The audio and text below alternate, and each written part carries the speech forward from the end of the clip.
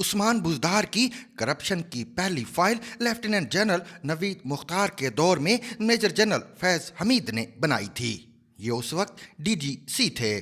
عثمان بزدار کے کرسی سنبھالتے ہی بزدار خاندان نے کارروائیاں شروع کر دیں۔ فیملی کے ایک بزدار بزرگ نے لاہور میں شراب کے پرمٹس کی ذمہ داری لے لی، دوسرے نے ٹھیکوں پر ہاتھ مارنا شروع کر دیا، جبکہ تیسرا سرکاری فائلیں کلیئر کرانے کی رقمیں لینے لگا۔ فرح گوگی اور ایس این جمیل گجر کا نام بھی آنے لگا۔ سرکاری افسر اپنی مرضی کی پوسٹنگز کے لیے ڈی جی ایچ لاہور میں فرح بی بی کے گھر جانے لگے۔ یہ حرکتیں اس قدر بڑھ گئیں کہ لوگوں نے کھلے عام گفتگو شروع کر دی۔ علیم خان نے بھی ایک دن وزیر اعظم کی توجہ اس جانب مبذول کرائی، مگر وزیر اعظم کا کہنا تھا یہ پروپوگینڈا ہے۔ علیم خان نے جواب دیا، آپ مجھے کوئی افسر دے دیں، کوئی عہدہ بتا دیں اور رقم طے کر دیں، میں آپ کو وہ شخص اس رقم میں اپوائنٹ کر کے دکھا دوں گا۔ لیکن وزیر اعظم نے بات ٹال دی۔ یہ باتیں بہرحال چلتے چلتے اسٹیبلشمنٹ تک پہنچ گئی۔ جنرل نوید مختار اس وقت ڈی جی آئی اور میجر جنرل فیض حمید ڈی جی سی تھے۔ بزدار ریکٹ کے بارے میں معلومات جمع کی گئی تو معاملہ کہیں زیادہ سنگین نکلا۔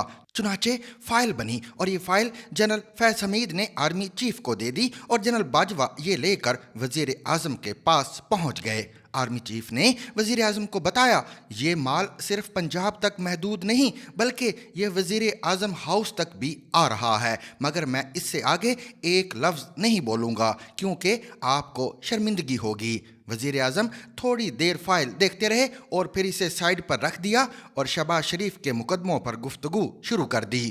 میں یہاں آپ کو یہ بھی بتاتا چلوں، عثمان بزدار کے خلاف پہلی شکایت اسد عمر، شاہ محمود قریشی، پرویز خٹک اور فواد چودھری نے کی تھی۔ یہ چاروں 2019 کے شروع میں اکٹھے آرمی چیف کے پاس گئے تھے اور ان سے درخواست کی تھی، آپ ہماری عثمان بزدار سے جان چھڑا دیں ورنہ ہم 6 ماہ میں فارغ ہو جائیں گے۔ ان کے ساتھ ایک اور سیاستدان بھی تھے اور یہ بات مجھے اس سیاستدان نے 2019 کے وسط میں بتائی تھی۔ آرمی چیف نے اس میٹنگ کے بعد بزدار کی فائل وزیر اعظم کو پیش کی تھی، مگر خان صاحب کی نظر میں بزدار کے جرائم نہیں تھے۔ ان سے جب بھی بات کی جاتی تھی وہ مسکرا کر جواب دیتے تھے، آپ کو نواز شریف، شہباز شریف اور آصف زرداری کی کرپشن نظر نہیں آتی؟ یوں محسوس ہوتا تھا وزیر اعظم اپنے لوگوں کی کرپشن کو سرے سے کرپشن ہی نہیں سمجھتے۔ بہرحال قصہ مزید مختصر۔ جنرل نوید مختار کے بعد lieutenant general Asim Munir D G I بن گئے۔ جنرل فیض حمید 29 اپریل 2019 تک ڈی جی سی رہے۔ یہ اس کے بعد ایڈجوٹنٹ جنرل بنا کر جی ایچ کیو بھجوا دیے گئے۔ جنرل عاصم منیر بھی پنجاب کی صورتحال سے پریشان ہو گئے۔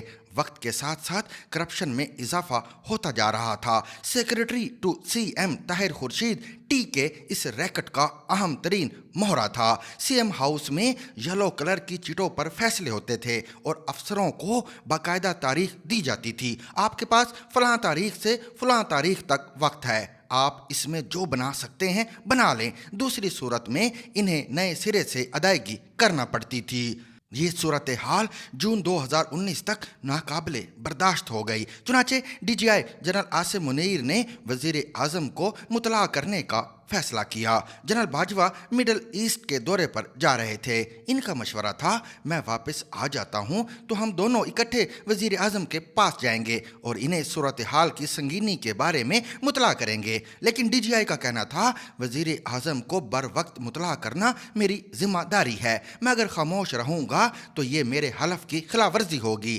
بہرحال قصہ مزید مختصر۔ جنرل عاصم منیر نے وزیر اعظم کو ٹھوس ثبوتوں کے ساتھ فائل دے دی۔ وزیر اعظم ناراض ہو گئے اور انہوں نے آرمی چیف کو فون کر کے جنرل عاصم منیر کو ہٹانے کا حکم دیا، جس کے بعد وزیر اعظم اور آرمی چیف کے درمیان 15 جون 2019 ہفتے کے دن 5 گھنٹے طویل ملاقات ہوئی۔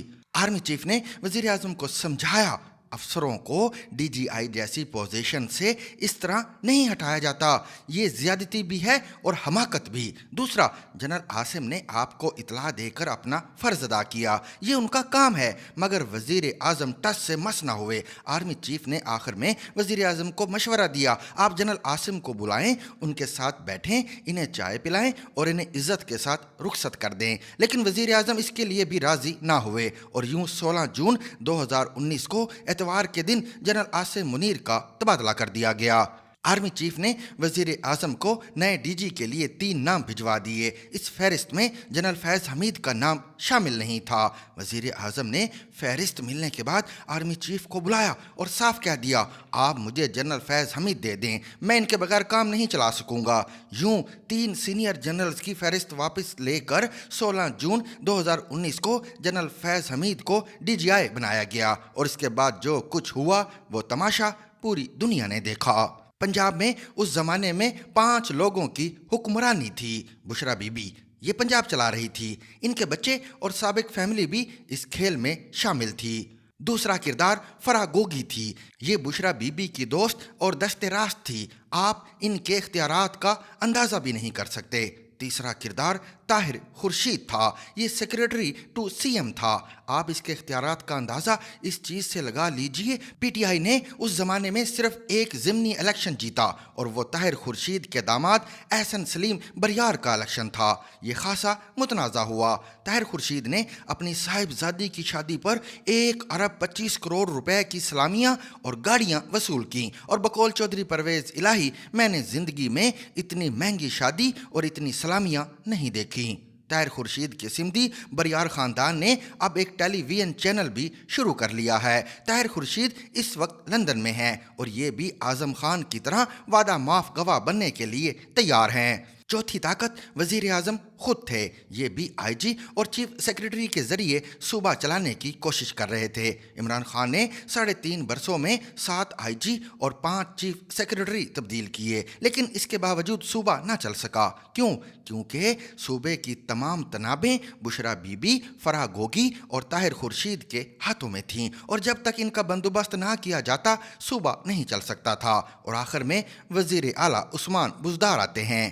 یہ نام کے ہی صحیح، لیکن یہ وزیر اعلیٰ تھے، چنانچہ جہاں ان کا ہاتھ پڑتا تھا یہ بھی نہیں چوکتے تھے۔ 5 کھلاڑیوں کے اس کھیل میں ملک کا بیڑا غرق ہو گیا۔ یہ ملک اگر آج مہنگائی، بے روزگاری، سیاسی افراتفری، لاقانونیت، آئینی بے بسی اور عدم استحکام کا شکار ہے تو ہمیں یہ ماننا ہوگا اس کی وجہ 3.5 سال کا وہ مس ایڈونچر تھا۔ اسٹیبلشمنٹ نے جلد بازی میں نواز شریف کو ہٹا کر عمران خان کو مسند اقتدار پر بٹھا دیا، اور اس کے بعد اس فالٹی پروجیکٹ کی کامیابی کے لیے اداروں کی ساکھ کو داؤ پر لگا دیا گیا۔ چنانچہ آج ملک اس غلطی کی فصل کاٹ رہا ہے، اور یہ فصل ہر روز بڑھ رہی ہے۔ آپ تازہ ترین صورتحال دیکھ لیں۔ صدر نے اتوار کی صبح آرمی ایکٹ اور آفیشیل سیکرٹ ایکٹ کے بارے میں ٹویٹ کر دی، جس کے بعد نیا بحران پیدا ہو گیا۔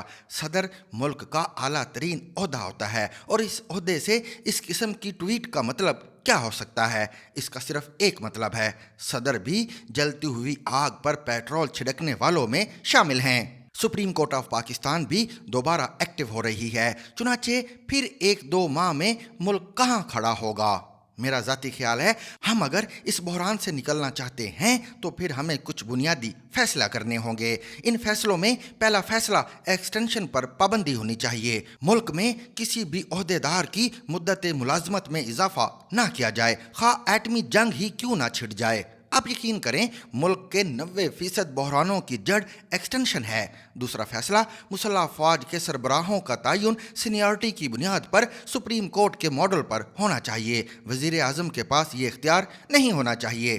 میرا چیف اور تیرا چیف نے ملک کو برباد کر کے رکھ دیا ہے۔ تیسرا فیصلہ، آپ نے آئین میں جتنی ترامیم کرنی ہیں ایک ہی بار کر لیں، اور اس کے بعد آئین میں کوئی تبدیلی ہوگی اور نہ کوئی چھیڑ چھاڑ، اور چپڑاسی سے لے کر صدر تک پورا ملک اس پر عمل کرے گا۔ اور چوتھا فیصلہ، عدلیہ میں ڈائریکٹ انڈکشن ختم کر دی جائے، فوج کی طرح عدلیہ میں بھی بھرتیاں ہوں اور جج فلٹر ہو کر سپریم کورٹ تک پہنچے۔ اب ہر سیاسی جماعت اپنی مرضی کے وکلاء کو جج بنا دیتی ہے اور وہ آ کر ملک کی مزید مت مار دیتے ہیں۔ یہ سلسلہ اب بند ہونا چاہیے۔ اور آخری فیصلہ، خدا کے لیے ملک پر رحم کریں، یہ آپ کا اپنا ملک ہے۔ ایسا سلوک تو کرائے کی سائیکل سے بھی نہیں ہوتا جو ہم اس ملک سے کر رہے ہیں۔ چنانچہ کھلے دل سے غلطیاں مانیں اور بڑے فیصلے کریں۔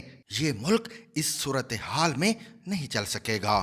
Zigzag News, your trusted source for unbiased and comprehensive news coverage from all around the globe. Our team of dedicated journalists works tirelessly to meticulously analyze and present the most significant stories of the day. Zigzag News, where truth meets curiosity.